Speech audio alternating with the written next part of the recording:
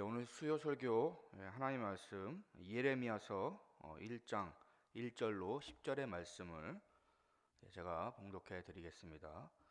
예레미야서 1장 1절로 10절의 말씀입니다. 베냐민 땅 아나돗의 제사장 중 hil기야의 아들 예레미야의 말이라.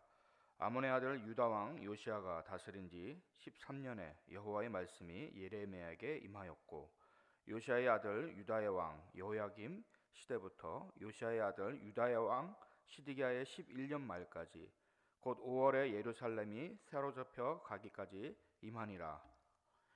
여호와의 말씀이 내게 임하니라. 이르시되 내가 너를 모태에 짓기 전에 너를 알았고, 내가 배에서 나오기 전에 너를 성별하였고, 너를 여러 나라의 선지자로 세웠노라 하시기로, 내가 이르되 슬프도소이다. 주 여호와여 보소서, 나는 아이라 말할 줄을 알지 못하나이다 하니, 여호와께서 내게 이르시되 너는 아이라 말하지 말고, 내가 너를 누구에게 보내든지 너는 가며 내가 너에게 무엇을 명령하든지 너는 말할지니라. 너는 그들 때문에 두려워하지 말라. 내가 너와 함께하여 너를 구원하리라. 나 여호와의 말이니라 하시고, 여호와께서 그의 손을 내밀어 내 입에 대시며, 여호와께서 내게 이르시되 보라, 내가 내 말을 내 입에 두었노라. 보라, 내가 오늘 너를 여러 나라와 여러 왕국 위에 세워 내가 그것들을 뽑고 파괴하며 파멸하고 넘어뜨리며 건설하고 심게 하였느니라 하시니라. 아멘. 오늘은 소명의 신앙이라는 말씀으로 함께 은혜를 나누길 원합니다. 이전에 본 영화 중에 참 인상 깊은 그 영화가 한 편이 있었는데요. 신들러 리스트라는 그런 영화입니다. 아마 보신 성도님들도 계실 텐데, 이 신들러라는 사람은 실제 있었던 인물인데, 체코 태생의 독일의 사업가로 많은 유태인들을 구해냈던 그런 사람으로 기억되고 있습니다. 유태인들을 구하기 위해서 자신이 운영하는 공장에 많은 유태인들을 고용합니다. 당시에 생체 실험으로 참 많은 유태인들이 죽어가고 있었던 그런 상황이었는데, 공장에서 일하는 유태인들은 수용소에 끌려가지 않고 보호받을 수 있었던 그런 모습이었기 때문에 신들러라는 사람이 그런 유태인들을 구하기 위해서 많은 유태인들을 고용했다고 합니다. 제가 아마 기억하기로는 그 영화 마지막 장면에 자기가 끼고 있던 반지를 이렇게 바라보면서, 반지를 팔기만 했다면 한 명이라도 더 구할 수 있었을 텐데 하면서 그 신들러라는 사람이 눈물 짓고 있었던 그런 장면이 생각이 납니다. 참 뭉클했던 그런 인상 깊었던 장면이 아닌가 생각합니다. 한 사람이라도 더 구하려고 하는, 비록 자기가 나치 독일의 사업가였지만 그 생명을 살리고자 하는 그런 마음은 참으로 영화를 보는 저에게도 다가왔던 것으로 기억을 합니다. 아마 신들에게 있어서 소명이란 것이 이런 것이 아닌가 생각이 되는데요. 하나님은 이 땅에 생명을 주시고 우리 모든 인생들에게 소명을 허락하신 줄로 믿습니다. 소명 그러면 다른 말로 부르심이죠.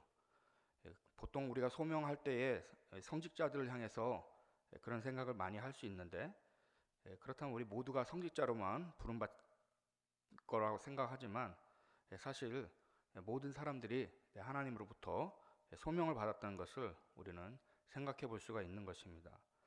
장로교의 그 창시자 칼빈도 소명에 대해서 누구나가 다 소명을 받고 그것을 잘 깨달아서 하나님이 주신 목적대로 삶을 살아야 한다, 그렇게 말했던 것을 기억해 볼 수가 있습니다. 죄악된 세상에서 온전한 소명을 발견하지 못하고 주님의 뜻과 상관없이 나의 욕심을 위해 달려갈 때에 우리는 진정 우리의 삶의 목적을 잃어버리게 살게 되는 것이죠. 진정 우리는 주님의 믿음의 부르심 안에서 하나님께서 나에게 주신 그 소명을 깨닫고 하나님이 원하시는 삶의 목적으로 우리는 가야 될 줄로 생각합니다. 우리는 하나님의 진리를 통해 나에게 주어진 삶의 목적, 정말 하나님께서 내가 이 세상에서 무엇을 위해서 하나님께 영광을 돌리길 원하시는지 우리는 오늘도 이 말씀을 통해서 깊이 한번 깨달아보는 시간이 되어야 될 줄로 생각합니다. 그러면 이 소명이 다른 말로 이 부르심이 어떻게 이루어지고 또 그것이 우리의 원동력이 어떻게 이루어질 수 있는 것인지 말씀을 통해 볼 때에 오늘 예레미야가 이 소명을 받게 되었는데 말씀이 임했다는 것입니다. 바로 이 말씀이 임할 때에 우리는 진정 우리의 인생의 소명을 깨달을 수가 있게 된다고 말씀드릴 수 있습니다. 대부분의 많은 신앙의 선배님들, 사람들이 그렇듯이 날 때부터 이것이 내 소명이다, 이런 사람은 없는 것 같습니다. 어느 순간 어떤 계기들을 통해서 진정으로 나의 인생의 어떤 목적을 또 하나님이 내게 부르신 그 소명을 발견하게 되는데, 성경에도 참 이런 부분들이 많이 나와 있습니다. 대표적으로 모세 같은 경우도 40년간 광야 생활할 때는 자기 인생이 무엇을 위해서 달려가는지 알 수 없는 그런 목동의 생활을 했었죠. 그러나 어느 날 떨기나무를 보게 되는데 그 떨기나무가 불이 붙었지만 타지 않는 것을 보고 너무나 신기하게 생각해서 모세는 그 떨기나무를 가까이 쳐다보게 위해서 갑니다. 그때에 그곳에서 하나님의 음성을 듣게 되죠. 주님은 거기서 모세를 부르신 것입니다. 모세에게 바로 말씀이 임한 것이라고 할 수가 있습니다. 그리고 그는 이스라엘 백성들을 구원해내는 지도자로서의 소명을 이제 알게 되는데, 그것이 바로 모세의 자기 인생이 무엇인지를 깨닫게 되는 귀한 터닝 포인트가 되었다는 것입니다. 또 어린 사무엘 같은 경우도 하나님께서 역시 말씀하시죠. 어린 사무엘에게 있어서는 자신을 부르는 그 목소리가 엘리 제사장인 줄 알고 3번이나 찾아가지 않습니까? 그때에 비로소 하나님께서 부르신다는 것을 알게 되었습니다. 그리고 그 이후에 사무엘은 여호와의 선지자로 세우심을 입게 되었다고 말씀하고 있습니다. 그래서 사무엘상 3장 20절 이하에 보면 모르는 사람들이 사무엘 선지자가 하나님의 말씀을 받은 선지자라는 것을 다 인정한다고 그렇게 말씀하고 있는 것입니다. 오늘 본문 말씀에서도 역시 마찬가지로 예레미야에게 말씀이 임하는 장면으로 예레미야가 시작되고 있습니다. 2절에 보시면 아몬의 아들 유다 왕 요시야가 다스린 지 13년에 여호와의 말씀이 예레미야에게 임하였고, 성도 여러분, 말씀이 임하면 나의 삶의 방향, 목적을 깨닫게 되는 줄 믿습니다. 시편 기자는 주의 말씀은 내 발의 등이요 내 길의 빛이라고 그렇게 고백했던 것처럼 말씀이 임할 때에 우리의 삶의 그 어두운 것들은 밝은 횃불처럼 우리의 삶을 비춰주며 새로운 길로 인도받게 되는 줄로 믿습니다. 우리의 인생은 늘 한치 앞을 알 수 없는 모습이 아닙니까? 무슨 일을 하든지 어떤 결정을 하든지 그것의 동기부여가 주님의 말씀이 되어야 할 것입니다. 그때 우리는 비로소 우리의 삶의 염려와 불안에서 벗어날 수 있고 진정 하나님께서 부르신 그 뜻을 바로 깨달아 가게 될 줄로 생각하는 것입니다. 왜 삶의 방황이 오고 우왕좌왕하게 되는 것입니까? 모든 세상의 일들이 자기 뜻대로만 된다면야 걱정할 일이 없겠죠. 그러나 우리 인생이 그렇지 않다는 것을 오래 사신 분들일수록 잘 알 것입니다. 언제나 생사화복을 주관하시는 하나님이 계심을 우리는 잊어서는 안 되는 것입니다. 그래서 요한복음 1장 1절에도 태초에 말씀이 계시니라, 이 말씀이 하나님과 함께 계셨으니 이 말씀은 곧 하나님이시니라, 만물이 그로 말미암아 지은 바 되었다, 이렇게 말씀하고 있지 않습니까? 성도 여러분, 말씀을 통해 삶의 목적과 소명을 깨닫는 귀한 은혜가 있으시기를 바랍니다. 또한 소명은 부르심으로 말씀드릴 수 있는데, 이러한 부르심은 잠깐의 어떤 찰나적인 것이 아니라 성경에서는 이미 영원전부터 계획되었다고 그렇게 말씀하고 있습니다. 사실 영원전부터라는 말은 우리의 이성으로 이해하기가 참 힘든 것입니다.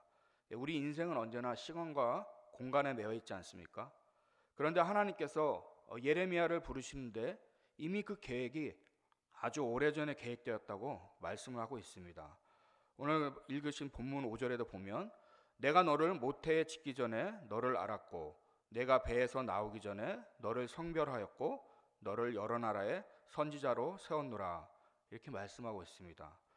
하나님의 부르심, 하나님께서 각각의 인생들을 우리의 삶의 목적을 이끄시는 그 계획들이 하나님께서 그냥 즉흥적인 것이 아니라 이미 창세전에 영원전부터 계획하고 있다는 것은 놀라운 말씀이기도 하고 또 우리가 쉽게 이해할 수 없는 참 신비로운 말씀이 아닌가 생각합니다.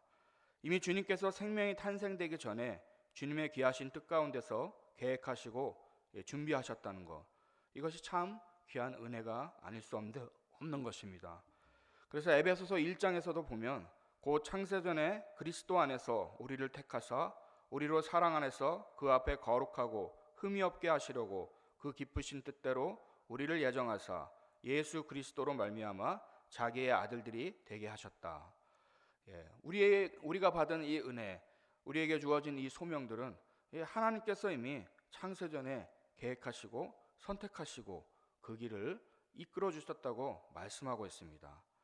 이런 말씀들이 깊이 깨달아질 때에 나의 삶이 어떻게 인도받고 주님의 부르신 가운데 어떻게 살아가야 할지 우리는 그 소명을 알게 되고 더욱더 하나님을 찾을 수가 있게 되는 것입니다. 그저 우연히 막연히 이 세상을 살아가는 존재가 아니라는 것이죠. 주님의 부르심을 따라 각자의 맡겨진 소명과 목적이 있음을 우리는 깊이 알 수가 있는 것입니다. 전에 인도 선교를 하시는 분들의 이야기를 들을 기회가 있었는데요. 들어보신 분도 계시겠지만 공통적으로 하시는 말씀이 자신의 운명이 결정되었다고 해서 이게 인도의 사람들이 그 미래에 대해서 늘 항상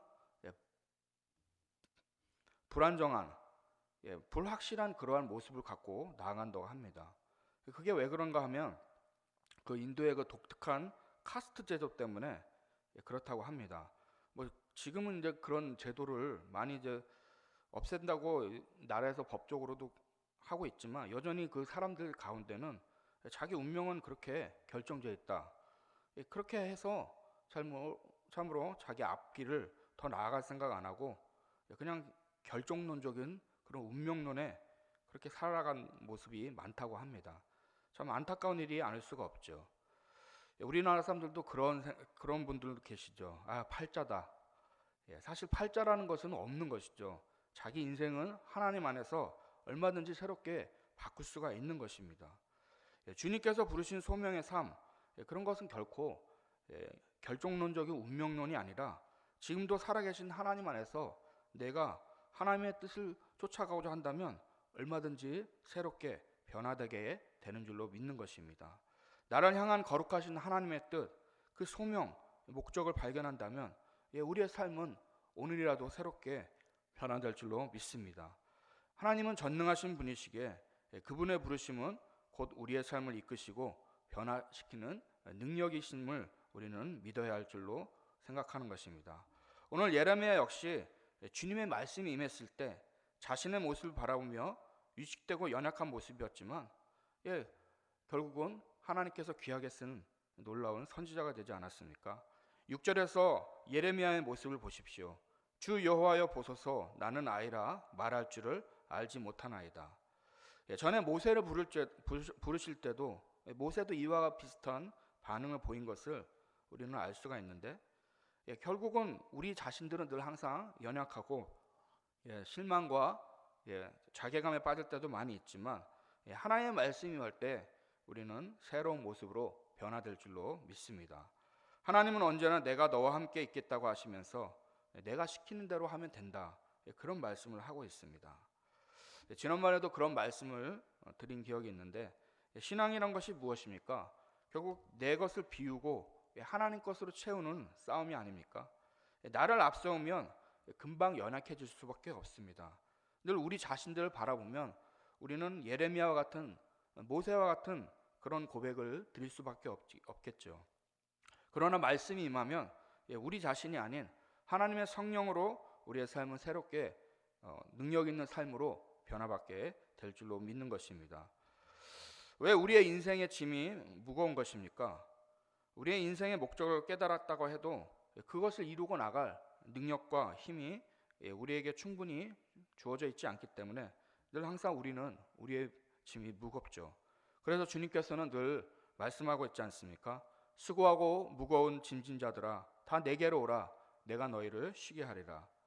내 멍에는 쉽고 내 짐은 가볍다. 하나님의 멍에는 쉽고 가볍게 우리의 짐을 맡기고 우리는 그 가운데서 새로운 인생의 활력을 가지고 나갈 수가 있는 것입니다. 그런데 우리가 모든 것을 다 하려고 하니까 늘 항상 우리는 힘들고 연약한 것이죠. 하나님께서는 다윗 한 사람을 부를 때도 다윗이 역시 많은 흠이 있음에도 하나님을 늘 찾고 그를 간구하는 그 모습을 보고 내 마음에 합한 사람이라고 하시면서 이스라엘의 왕까지 세우시지 않았습니까? 시편 55편 22절에 내 짐을 여호와께 맡기라. 그가 너를 붙드시고 의인의 요동함을 영원히 허락하지 아니하시리로다. 성도 여러분, 우리의 모든 인생의 짐을 하나님께 맡기고 나아갈 때 진정 우리 가운데 하나님이 원하시는 그 소명의 삶을 우리는 이루어 드릴 줄로 믿습니다. 전에 그 유명한 무릎팍도사 그런 예능 프로그램이 있었는데 참 재밌게 본 기억이 있었던 것입니다. 근데 거기 보면은 항상 게스트로 나오는 사람들 항상 똑같은 그 질문이 있습니다. 왜 이 길을 선택했느냐? 그러면 그 답으로 항상 또 비슷하게 답을 하더라고요. 많은 실패 속에서 어느 순간 이 길을 열심히 했더니 성공하게 되고 자기가 지금 이런 길을 가게 되었다고요. 하나님께서 우리를 그렇게 인도하시는 것 같습니다. 우리가 이게 내 소명이다. 내가 이게 가야 할 길이다. 물론 이런 것을 찾아서 열심히 하신 분도 있지만 그렇지 못하신 분도 아마 있을 것입니다. 그러나 중요한 것은 하나님께서 언제나 오늘 너가 해야 할 것을 순종할 때에 그 길은 더욱더 밝게 빛난다는 거 말씀하고 있는 것입니다. 그것을 통해서 차츰차츰 주님의 계획하심과 하나님께서 각자의 인생에게 이루고자 하는 일들을 인도해 나가고 계신다고 말씀하고 있는 것입니다. 우리는 언제나 인내가 쉽지 않기 때문에 빨리 모든 결과물을 보기를 원하죠. 그러나 농사를 지어보신 분 아시겠지만 씨를 뿌리면 바로 열매를 거두는 법은 없지 않습니까? 하나님이 우리의 모든 삶을 그렇게 인도하고 계신다는 것을 우리는 깨달아 볼 수가 있습니다. 모든 시간들이 흘러갈 때에 그 인내를 통해서 결국 하나님께서 나를 이런 모양으로 이끌어 가시기 위한 계획이 있다는 것을 이제 어느 시간이 흐른 뒤에 알 수가 있게 되는 것이죠. 그래서 성경에서 야고보서 1장 4절에는 이런 말씀을 하고 있습니다. 인내를 온전히 이루라. 이는 너희를 온전하고 구비하여 조금도 부족함이 없게 하려 함이라. 하나님께서 우리 모든 성도님들의 삶과 사정의 모습을 알고 계십니다. 그 가운데 내가 너의 인생에 계획한 그 소명, 그 부르심을 위해서 너는 오늘도 말씀을 의지하고 그것을 순종하며 나갈 때에 어느 시간이 흐르면 모든 하나님께서 원하시는 열매를 거두게 된다는 것을 주님께서는 말씀하고 있는 것입니다. 성도 여러분, 하나님 믿고 그분의 신실하심과 일하심을 믿으시면 우리는 그분의 말씀에 순종하고 나아가게 될 것입니다. 오늘 예레미야의 그러한 연약한 태도에도 불구하고 주님은 너는 아이라 말하지 말고 내가 너를 누구에게 보내든지 너는 가며 내가 너에게 무엇을 명령하든지 너는 말하라. 너는 그들 때문에 두려워하지 말라. 이렇게 말씀하고 있습니다. 왜 이런 말씀을 하고 있습니까? 내가 너와 함께하여 너를 구원하겠다고 약속하시고 있기 때문입니다. 하나님의 말씀이 임하는 삶, 그 부르심에 순종하는 삶에는 하나님이 함께하는 삶이 있기 때문에 두려워하지 않게 되는 것입니다. 오늘 이 말씀을 붙드는 우리 모두가 우리 자신들의 연약함을 넘어서 그 말씀에 임하는 삶으로 나아간다면 우리 역시 두려움이 아닌 감사와 믿음의 승리를 이루게 될 줄로 믿습니다. 지금의 이 코로나 시대로 인해 우리에게 주어진 목적과 소명에 대해서 위축되고 힘을 잃고 연약해지지 않기를 바랍니다. 하나님이 함께 하심을 통해 인내함으로 계속해서 나아갈 때에 우리는 반드시 승리하게 될 줄로 믿습니다. 악한 마귀 세력은 늘 주님의 말씀에 부르심에 대해 순종하지 못할 여러 많은 이유와 핑계거리를 주지 않습니까? 속지 마시길 바랍니다. 그것과는 상관없이 말씀이 모든 것을 승리할 줄로 믿습니다. 사도 바울은 표대를 향하여 그리스도 예수 안에서 하나님이 위해서 부르신 부름의 상을 위하여 달려간다. 이러한 고백처럼 우리의 소명의 최종 목적은 이것이 되어야 할 것입니다. 주님께서 부르신 그 소명의 삶을 위해서 오늘도 힘차게 달려가는 우리 성도님 되시길 바랍니다. 거기에 놀라운 하나님의 은혜와 축복이 있으며 또 하나님께서 허락하시는 각자의 상이 주어짐을 기대할 수가 있습니다. 모든 성도 여러분들이 이 소명의 삶을 이루며 나갈 때에 하나님께 큰 영광을 돌리는 복된 성민 될 줄로 믿습니다. 모두가 함께하는 이러한 은혜가 있기를 진심으로 축복드립니다. 기도하겠습니다. 하나님 아버지, 은혜를 감사드립니다. 오늘 정말 우리의 삶을 부르신 목적이 무엇인지, 하나님께서 각자의 인생에 계획하고 있는 그 소명이 무엇인지 말씀을 통해 귀하게 깨닫는 시간 되기를 소원합니다. 오늘 예레미야를 부르셨던 하나님, 우리 모두를 그리스도 예수 안에서 부르신 그 부르심의 상을 따라 순종하며 나가는 우리 모든 성도님 되도록 은혜 베풀어 주시옵소서. 지금의 이 코로나 시대 가운데도 아버지, 우리의 삶이 위축되지 않게 도와주시고 또 감사하며 말씀을 통해 아버지 믿고 달려가는 우리 모든 개성의 성도님 되기를 진심으로 바라며 사랑 많으신 예수님의 이름으로 기도드립니다. 아멘.